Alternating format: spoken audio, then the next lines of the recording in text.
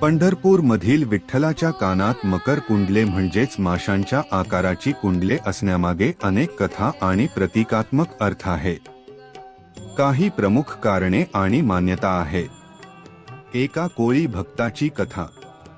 सर्वात प्रचलित कथांपैकी एक आहे असं म्हणतात की तो कोळी भक्त अत्यंत श्रद्धाळू होता, पण त्याच्याकडे देवाला अर्पण करण्यासाठी काहीच नव्हते. त्याच्याकडे फक्त त्याने पकडलेले 2 ताजे मासे होते. त्याने ते मासे घेऊन पांडुरंगाच्या मंदिरात प्रवेश करण्याचा प्रयत्न केला, पण मंदिरातील पुजाऱ्यांनी त्याला माशांच्या दुर्गंधीमुळे आणि रूढीवादी नियमांमुळे आत येऊ दिले नाही.